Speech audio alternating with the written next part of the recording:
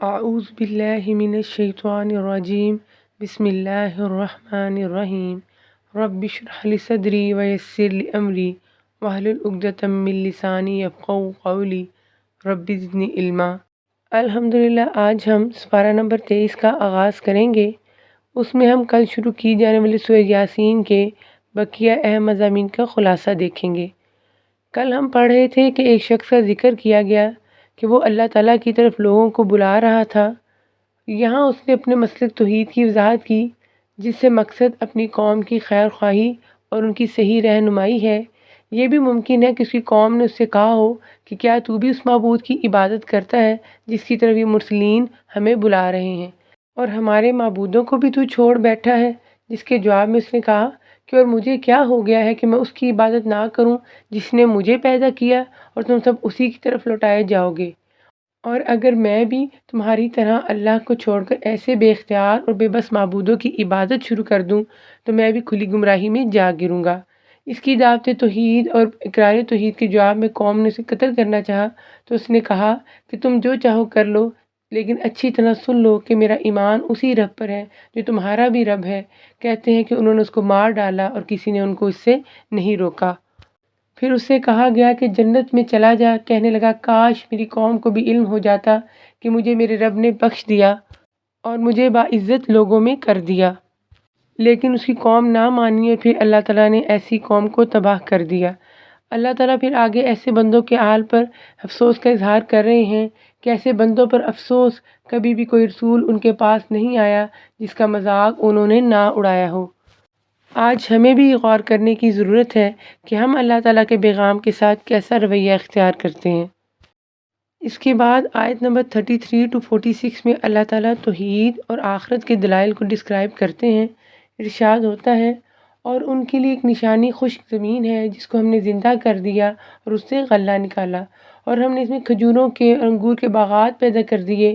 وہ پاک ذات ہے جس نے ہر چیز کے جوڑے پیدا کیے، اور ان کے لیے ایک نشانی رات ہے جس سے ہم دن کو کھینچ دیتے ہیں تو یکایک اندھیرے میں رہ جاتے ہیں، اور سورج کے لیے جو مقررہ راہ ہے وہ اسی پر چلتا رہتا ہے، اور چاند کی ہم نے منزلیں مقرر کر رکھی ہیں۔ اور ان کے لیے ایک نشانی یہ بھی ہے کہ ہم نے ان کی نسل کو بھری ہوئی کشتی میں سوار کیا، اور ان کے پاس تو ان کے رب کی نشانیوں میں سے کوئی نشانی ایسی نہیں ہوتی جس سے یہ بے رخی نہ برتتے ہوں۔ یعنی توحید اور صداقت رسول کی جو نشانی بھی ان کے سامنے آتی ہے اس میں یہ غور ہی نہیں کرتے کہ جس سے ان کو فائدہ ہو۔ ہر نشانی سے منہ موڑنا ان کا شیوا ہے۔ پھر روز قیامت کا نقشہ کھینچا گیا ہے کہ ایک چیخ کے ہونے سے اچانک سارے کے سارے ہمارے سامنے حاضر کر دیے جائیں گے۔ بس آج کسی شخص پر کچھ بھی ظلم نہ کیا جائے گا اور تمہیں نہیں بدلہ دیا جائے گا مگر صرف انہی کاموں کا جو تم کیا کرتے تھے۔ جنتی لوگ آج کے دن اپنے دلچسپ مشغلوں میں حشاش بشاش ہیں۔ مہربان پروردگار کی طرف سے انہیں سلام کہا جائے گا، انہیں VIP پروٹوکول ملے گا، اور پھر جو شیطان کی بندگی کرنے والے ہیں ان سے کہا جائے گا کہ اے گناہ گارو آج تم الگ ہو جاؤ۔ ہم آج کے دن ان کے منہ پر مہرے لگا دیں گے اور ان کے ہاتھ ہم سے باتیں کریں گے، ان کے پاؤں گواہیاں دیں گے ان کاموں کی جو وہ کرتے تھے۔ دنیا میں ہم دیکھیں کہ اپنے جسم کا کتنا خیال رکھتے ہیں، اور ہماری جو ساری محنت ہے وہ خلق کو سنوارنے کی بجائے خلق یعنی جسم کو سنوارنے کے لیے ہوتی ہے، اور یہی جسم انسان کے خلاف قیامت کے دن گواہی دے گا۔ پھر اللہ تعالیٰ فرماتے ہیں کہ دنیا کی زندگی میں بھی تم ہماری مٹھی میں ہو، اگر ہم چاہیں تو ان کی آنکھیں بے نور کر دیں، اور اگر ہم چاہیں تو ان کی جگہ ہی پر ان کی صورتیں مسخ کر دیں، پھر نہ وہ چل سکیں نہ لوٹ سکیں، کچھ بھی نہ کر سکیں، لیکن انسان عقل حاصل ہی نہیں کرتا۔ پھر اللہ تعالیٰ فرماتے ہیں نہ تو ہم نے اس پیغمبر کو شعر سکھائے اور نہ ہی اس کے لائق ہے، وہ تو صرف نصیحت اور واضح قرآن ہے تاکہ وہ ہر اس شخص کو آگاہ کر دے جو زندہ ہے، یعنی جس کا دل صحیح ہے حق کو قبول کرتا ہے اور جس کا دل باطل سے انکار کرتا ہے۔ پھر جانوروں سے دلائل دیے گئے، اور پھر اللہ تعالیٰ ارشاد فرماتے ہیں کہ انسان کی جو اپنی تخلیق ہے وہ دلیل ہے کہ ایک حقیر نطفے سے پیدا ہونے والا انسان اللہ تعالیٰ کے مقابلے میں جھگڑالو بن کر کھڑا ہو جاتا ہے، اور اس نے ہماری لیے مثال بیان کی کہ کہنے لگا ان گلی سڑی ہڈیوں کو کون زندہ کر سکتا ہے؟ آپ کہہ دیجئے کہ انہیں وہ زندہ کرے گا جس نے انہیں اول مرتبہ پیدا کیا ہے، وہی ہے جس نے تمہارے سب درخت سے آگ پیدا کر دی، جس نے آسمانوں اور زمین کو پیدا کیا ہے۔ کیا وہ ان جیسوں کے پیدا کرنے پر قادر نہیں؟ بے شک قادر ہے، اور وہی تو پیدا کرنے والا دانا ہے۔ وہ جب کبھی کسی چیز کا ارادہ کرتا ہے تو اسے اتنا فرما دیتا ہے کن، کافی ہے کہ ہو جا، اسی وقت ہو جاتی ہے۔ بسم اللہ الرحمن الرحیم۔ اب ہم سورۃ صافات کے اہم مضامین کا خلاصہ دیکھیں گے۔ یہ مکی صورت ہے، اس کی 182 آیات ہیں اور 5 رکوع ہیں۔ اس کی آیات 1 to 74 میں اللہ تعالیٰ توحید، رسالت اور آخرت کا اثبات کرتے ہیں اور مومنین اور منکرین کے مختلف انجام کا تذکرہ فرماتے ہیں۔ سورۃ مبارکہ کے آغاز میں فرشتوں کی گواہی پیش کی گئی کہ وہ سب بستہ رہتے ہیں، اللہ کا ذکر کرتے ہیں اور خدائی میں شریک نہیں ہیں۔ جنات کے متعلق بھی فرمایا گیا کہ جنات غیب کی خبریں نہیں جان سکتے اور عالم بالا کے فرشتوں کی باتوں کو سننے کے لیے وہ کان بھی نہیں لگا سکتے، بلکہ ہر طرف سے وہ مارے جاتے ہیں، یعنی ستارے ان پر ٹوٹ کے گرتے ہیں جس سے بالعموم شیطان جل جاتے ہیں۔ اللہ تعالیٰ فرماتے ہیں ان کافروں سے پوچھو کہ تو آیا ان کا پیدا کرنا زیادہ دشوار ہے یا ان کا جنہیں ہم نے ان کے علاوہ پیدا کیا؟ یعنی ہم نے جو زمین، ملائکہ اور آسمان جیسی چیزیں بنائی ہیں جو اپنے حجم اور وسعت کے لحاظ سے نہایت انوکھی ہیں، کیا ان لوگوں کی پیدائش اور دوبارہ ان کو زندہ کرنا ان چیزوں کی تخلیق سے زیادہ سخت اور مشکل ہے؟ یقیناً نہیں۔ اس کے بعد قیامت کے مناظر شروع ہوتے ہیں اور اللہ تعالیٰ فرماتے ہیں کہ یہ جو قیامت کو جھٹلانے والے ہیں ان کے لیے وہ تو صرف ایک زور کی جھٹکی ہوگی کہ اچانک یہ دیکھنے لگیں گے اور کہیں گے کہ ہائے ہماری کمبختی، یہی جزا کا دن ہے۔ پھر اللہ تعالیٰ آخرت میں قیادت، لیڈر اور عوام پیروکاروں کے درمیان کا جھگڑا بیان کرتے ہیں، اور وہ جو ہم پیچھے بھی پڑھ چکے ہیں، تو ہمیں بھی فکر کرنے کی ضرورت ہے کہ ہم کن لوگوں کی لیڈرشپ کو فالو کر رہے ہیں۔ اللہ تعالیٰ ارشاد فرماتے ہیں کہ وہاں یہ ایک دوسرے کی طرف مڑیں گے اور باہم تکرار کریں گے، پیروی کرنے والے اپنے لیڈر سے کہیں گے کہ تم تو ہمارے پاس ہماری دائیں طرف سے آتے تھے۔ اس کا مطلب یہ ہے کہ دین اور حق کے نام سے آتے تھے، یعنی باور کراتے تھے کہ یہی اصل دین اور حق ہے۔ جس طرح شیطان نے کہا تھا، سورۃ اعراف کی آیت نمبر 17 میں ہے کہ میں ان کے آگے پیچھے سے، ان کے دائیں بائیں سے، ہر طرف سے ان کے پاس آؤں گا اور انہیں گمراہ کروں گا۔ لیڈر کہیں گے کہ ایمان تم اپنی مرضی سے نہیں لائے اور آج ذمہ دار ہمیں ٹھہرا رہے ہو۔ پھر آگے اللہ تعالیٰ ارشاد فرماتے ہیں کہ سو اب آج کے دن تم سب کے سب عذاب میں شریک ہو، اس لیے کہ ان کا جرم بھی مشترکہ ہے، شرک، معصیت اور شرک و فساد ان سب کا وتیرہ تھا۔ پھر آگے ارشاد ہو رہا ہے کہ نبی تو سچا دین لائے ہیں اور سب رسولوں کو سچا جانتے ہیں، یعنی تمہیں ہمارے پیغمبر کو شاعر اور مجنون کہتے ہو، جبکہ بات یہ ہے کہ جو کچھ وہ لائے ہیں وہ پیش کر رہے ہیں وہ سچ ہے اور وہی چیز ہے جس سے تمام انبیاء بھی پیش کرتے رہے ہیں۔ پھر اس کے بعد اللہ تعالیٰ جنت اور اس کی نعمتوں کا تذکرہ فرماتے ہیں۔ اللہ تعالیٰ کے خالص برگزیدہ بندے، انہی کے لیے مقررہ روزی ہے، ہر طرح کے میوے، اور وہ باعزت و اکرام ہوں گے نعمتوں والی جنتوں میں، تختوں پر ایک دوسرے کے سامنے بیٹھے ہوں گے، جاری شراب کے جام کا ان پر دور چل رہا ہوگا جو صاف، شفاف اور پینے میں لذیذ ہوگی، نہ اس سے درد سر ہو اور نہ اس کے پینے سے بہکے، اور ان کے پاس نیچی نظروں، بڑی بڑی آنکھوں والی حوریں ہوں گی۔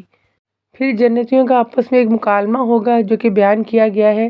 ان میں سے ایک کہنے والا کہے گا کہ میرا ایک ساتھی تھا جو مجھ سے کہا کرتا تھا کہ کیا تو قیامت کے آنے کا یقین کرنے والوں میں سے ہے؟ یعنی یہ بات وہ استہزاء اور مذاق کے طور پر کہا کرتا تھا، مقصد اس کا یہ تھا کہ یہ تو ناممکن ہے، کیا ایسی ناممکن الوقوع بات پر تو یقین رکھتا ہے؟ پھر وہ جنتی اپنی جنت کے ساتھیوں سے کہے گا کہ کیا تم پسند کرتے ہو کہ ذرا جہنم میں جھانک کر دیکھیں، شاید مجھے یہ باتیں کہنے والا نظر آ جائے تو تمہیں بتاؤں کہ یہ وہ شخص تھا جو باتیں کیا کرتا تھا۔ پھر جھانکنے پر اسے جہنم کے وسط میں وہ شخص نظر آ جائے گا اور اسے یہ جنتی کہے گا کہ مجھے بھی تو گمراہ کر کے ہلاکت میں ڈالنے لگا تھا، یہ تو مجھ پر اللہ کا احسان ہوا، ورنہ آج میں بھی تیرے ساتھ جہنم میں ہوتا۔ تو ہمیں بھی اپنی دوستیوں میں محتاط رہنا چاہیے کہ کس طرح کے لوگوں کی صحبت میں ہم اپنی زندگیاں گزار رہے ہیں۔ پھر آیت نمبر 75 to 148 تک میں 9 انبیاء کرام علیہ السلام کی خدمات پر انہیں خراج تحسین پیش کیا گیا ہے۔ سب سے پہلے نوح علیہ السلام کا تذکرہ ہے۔ واقعے کی تفصیل کے بعد اللہ تعالیٰ ارشاد فرماتے ہیں کہ نوح علیہ السلام پر تمام جہانوں میں سلام ہو، وہ ہمارے ایماندار بندوں میں سے تھا۔ پھر حضرت ابراہیم علیہ السلام کا تذکرہ ہے، اور نوح علیہ السلام کی تابعداری کرنے والوں میں سے ابراہیم علیہ السلام بھی تھے، جبکہ اپنے رب کے پاس سے قلب سلیم یعنی بے عیب دل لائے، بتوں کو پاش کیا، پھر آگ میں ڈالے گئے، لیکن ان کے دشمنوں کی سازش ناکام ہو گئی، صالح اولاد کی دعا قبول ہوئی۔ پھر اللہ تعالیٰ فرماتے ہیں، ابراہیم علیہ السلام پر سلام ہو، بے شک وہ ہمارے ایماندار بندوں میں سے تھا۔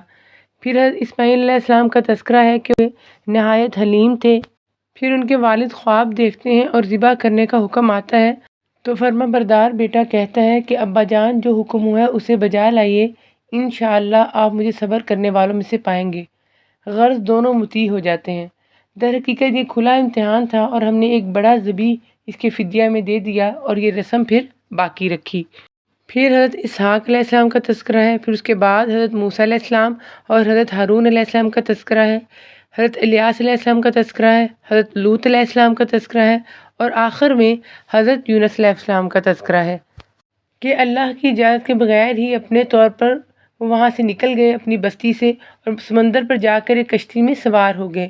کشتی سمندر کی موجوں میں گر گئی اور کھڑی ہو گئی، چنانچہ اس کا وزن کم کرنے کے لیے ایک آدمی کو کشتی سے سمندر میں پھینکنے کی تجویز سامنے آئی تاکہ کشتی میں سوار دیگر انسانوں کی جانیں بچ جائیں، لیکن یہ قربانی دینے کے لیے کوئی تیار ہی نہیں تھا، اس لیے قرآن تازی کرنی پڑی جس میں حضرت یونس علیہ السلام کا نام آیا اور وہ مغلوبین میں سے ہو گئے، یعنی طوعاً و کرہاً اپنے آپ کو بھاگے ہوئے غلام کی طرح سمندر کی موجوں کے سپرد انہیں کرنا پڑا۔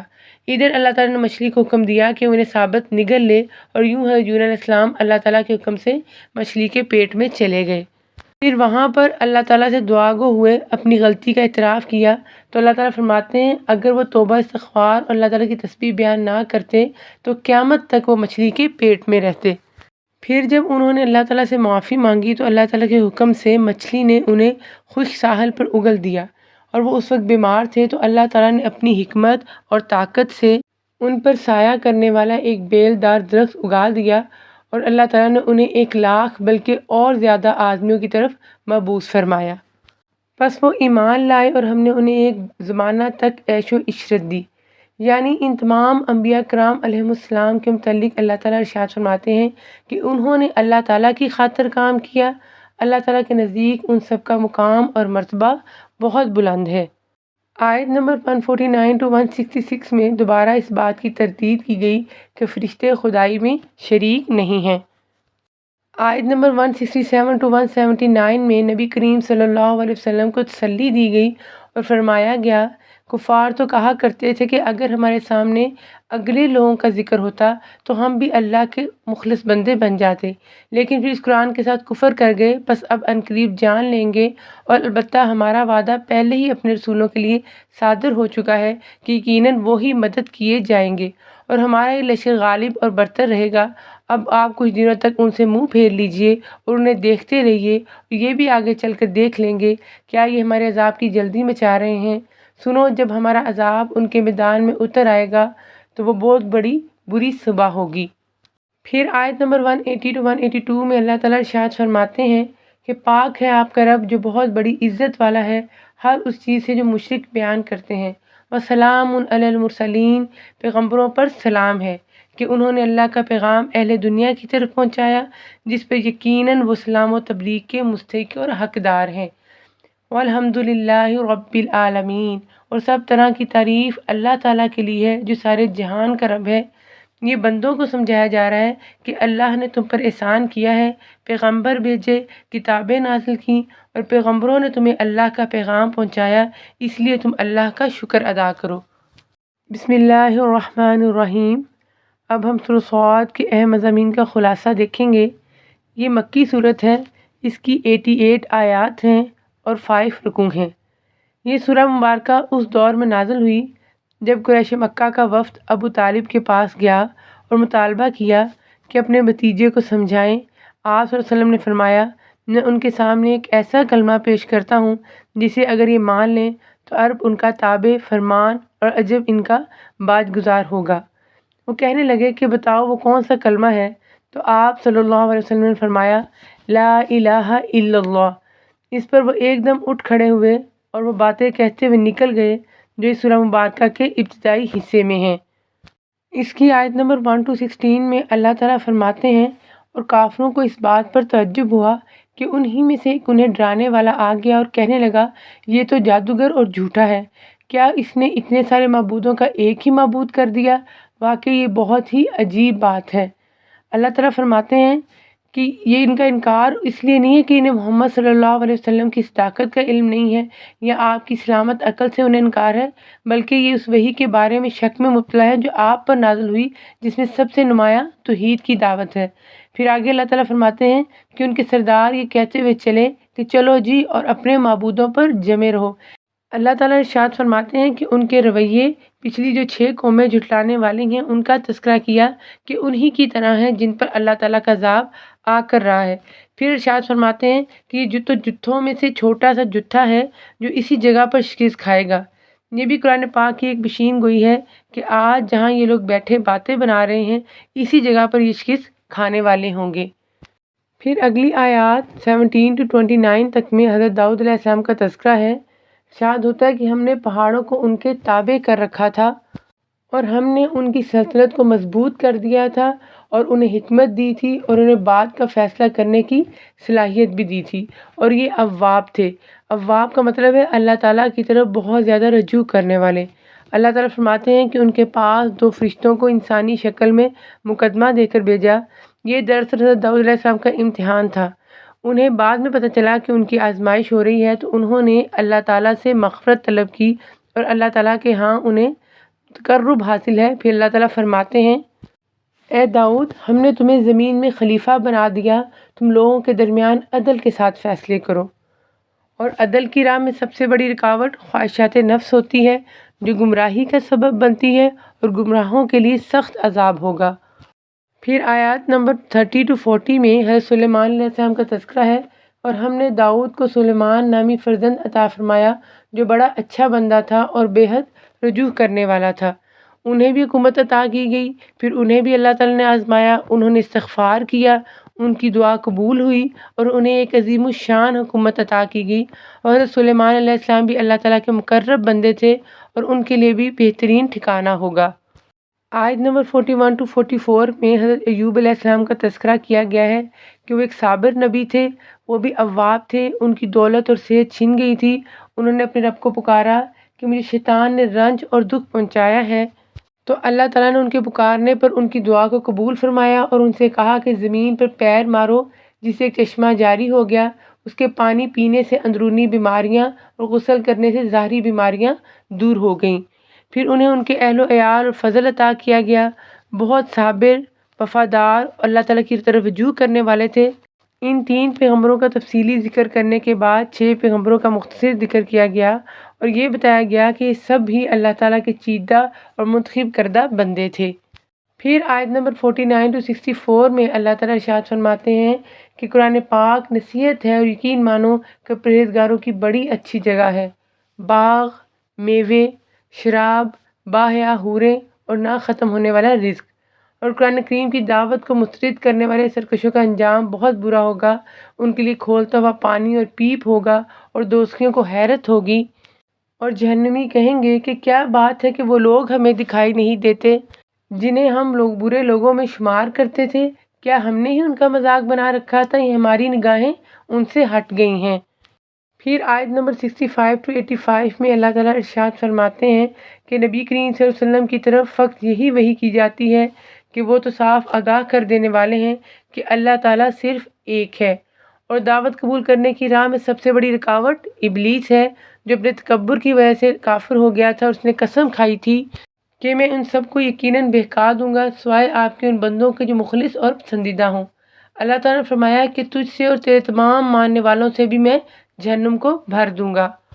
آیت نمبر 86 to 88 جو کہ ایک ثانیہ حصہ ہے، اس میں اللہ تعالیٰ کافروں پر واضح فرماتے ہیں کہ کہہ دیجئے کہ میں تم سے اس پر کوئی بدلہ طلب نہیں کرتا اور نہ میں تکلف کرنے والوں میں سے ہوں، یہ قرآن حکیم تو تمام جہان والوں کے لیے سراسر نصیحت ہے۔ اور آخری آیت میں مشرکین مکہ کو دھمکی دی گئی کہ یقیناً تم اس کی حقیقت کو کچھ ہی وقت کے بعد جان لو گے، یعنی قرآن پاک نے جن چیزوں کا بیان کیا ہے، جو وعدے وعید ذکر کیے ہیں، ان کی حقیقت و صداقت بہت جلد تمہارے سامنے آ جائے گی۔ چنانچہ اس کی طاقت یوم بدر کو واضح ہوئی، فتح مکہ کے دن ہوئی، یا پھر موت کے وقت تو سب پر ہی واضح ہو جاتی ہے۔ تو ہمیں اس سورہ مبارکہ سے سمجھ کیا آیا کہ قرآن پاک سارے جہان والوں کے لیے نصیحت ہے، اور اللہ تعالیٰ ہمیں اس قرآن پاک سے نصیحت حاصل کرنے والا بنائے، آمین۔ بسم اللہ الرحمن الرحیم۔ اب ہم سورہ زمر کے اہم مضامین کا خلاصہ دیکھیں گے۔ اس کی 75 آیات ہیں اور 8 رکوع ہیں۔ ہجرت حبشہ سے کچھ عرصہ قبل یہ صورت نازل ہوئی۔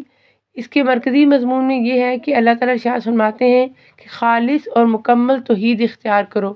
حدیث میں آتا ہے کہ رسول اللہ صلی اللہ علیہ وسلم ہر رات سورہ بنی اسرائیل اور سورہ زمر کی تلاوت فرماتے تھے۔ اس کی آیات 1 to 4 میں اللہ تعالیٰ ارشاد فرماتے ہیں، اس کتاب کا اتارنا اللہ تعالیٰ غالب با حکمت کی طرف سے ہے۔ یقیناً ہم نے اس کتاب کو آپ کی طرف حق کے ساتھ نازل فرمایا، بس آپ اللہ ہی کی عبادت کریں، اسی کے لیے دین کو خالص کرتے ہوئے خبردار اللہ تعالیٰ ہی کے لیے خالص عبادت کرنا ہے۔ بہت زوردار آیات ہیں۔ اللہ تعالیٰ ارشاد فرماتے ہیں کہ فرما برداری، اطاعت اور احکامات کی پیروی صرف اور صرف اللہ تعالیٰ کا حق ہے۔ آیت نمبر 5 to 20 میں اللہ تعالیٰ توحید کے دلائل دیتے ہیں کہ اللہ تعالیٰ نے نہایت اچھی تدبیر سے آسمانوں اور زمین کو بنایا۔ اللہ تعالیٰ انسانوں کا خالق ہے۔ اللہ تعالیٰ نے انسان کو 3 اندھیروں یعنی 3 پردوں سے پیٹ، رحم اور وہ جھلی جس میں بچہ لپٹا ہوا ہوتا ہے پیدا کیا ہے۔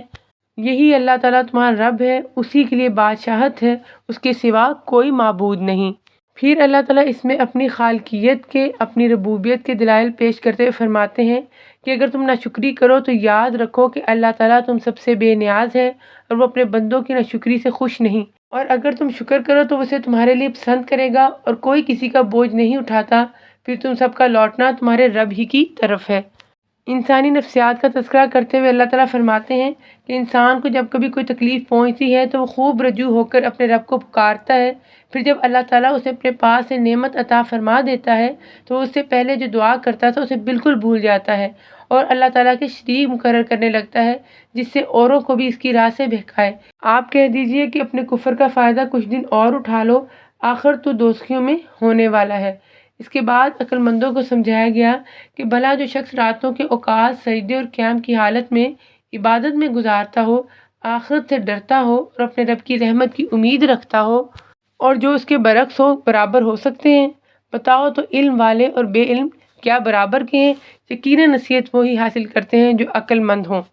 ان آیات میں آگے چل کر اللہ تعالیٰ ارشاد فرماتے ہیں، کہہ دیجئے کہ حقیقی دیوالیے یعنی زیاں کار وہ ہے جو اپنے آپ کو اور اپنے اہل کو قیامت کے دن نقصان میں ڈال دیں گے۔ یاد رکھو کہ کھلم کھلا نقصان یہی ہے۔ کتنی ڈرانے والی آیت ہے کہ دیوالیہ ہو جائے گا وہ شخص جو اپنے آپ کو اور اپنے اہل و عیال کو جہنم کی بھینٹ چڑھا دے گا۔ پھر اللہ تعالیٰ ارشاد فرماتے ہیں، یہی عذاب ہے جن سے اللہ تعالیٰ اپنے بندوں کو ڈرا رہا ہے۔ اے میرے بندوں، پس مجھ سے ڈرتے رہو۔ اور جن لوگوں نے طاغوت کی عبادت سے پرہیز کیا اور اللہ تعالیٰ کی طرف متوجہ رہے، وہ خوشخبری کے حقدار ہیں۔ اور فرمایا نبی صلی اللہ علیہ وسلم کو کہ میرے بندوں کو خوشخبری سنا دیجئے جو بات کو غور سے سنتے ہیں، پھر جو بہترین بات ہو اس کی پیروی کرتے ہیں۔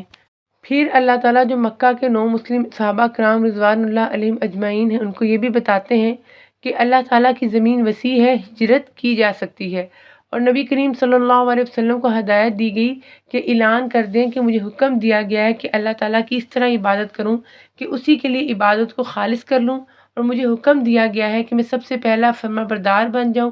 کہہ دیجئے کہ مجھے تو اپنے رب کی نافرمانی کرتے ہوئے بڑے دن کے عذاب کا خوف لگتا ہے۔ پھر آیت نمبر 21 to 41 میں اللہ تعالیٰ عقل مندوں کو سمجھاتے ہیں کہ کیا آپ نے نہیں دیکھا کہ اللہ تعالیٰ آسمان سے پانی اتارتا ہے، پھر اسی کے ذریعے سے مختلف قسم کی کھیتیاں اگاتا ہے، پھر وہ خشک ہو جاتی ہیں۔ اسی لیے انسان کو اب اللہ تعالیٰ کی ربوبیت اور اپنی موت پر نظر رکھنی چاہیے۔ پھر ارشاد ہو رہا ہے، کیا وہ شخص جس کا سینہ اللہ تعالیٰ نے اسلام کے لیے کھول دیا ہے، بس وہ اپنے پروردگار کی طرف سے ایک نور پر ہے، اور ہلاکی ہے ان پر جن کے دل اللہ تعالیٰ کی یاد سے اثر نہیں لیتے بلکہ سخت ہو گئے ہیں۔ یہ لوگ صریح گمراہی میں مبتلا ہیں، جس سے ان لوگوں کے رونگٹے کھڑے ہو جاتے ہیں جو اپنے رب کا خوف رکھتے ہیں، آخر میں ان کے جسم اور دل اللہ تعالیٰ کے ذکر کی طرف نرم ہو جاتے ہیں۔ پھر اللہ تعالیٰ کہتے ہیں کہ لوگوں کو سمجھانے کے لیے ہر طرح کی مثالیں بیان کی ہیں تاکہ لوگوں کے ذہنوں میں باتیں بیٹھ جائیں اور وہ نصیحت حاصل کریں۔ قرآن پاک واضح عربی زبان میں ہے، اس میں کوئی ٹیڑھ، انحراف اور التباس نہیں ہے، تاکہ لوگ اس میں بیان کردہ وعیدوں سے ڈریں اور اس میں بیان کیے گئے وعدوں کا مصداق بننے کے لیے عمل کریں۔ پھر اللہ تعالیٰ توحید کی عقلی دلیل پیش کرتے ہیں۔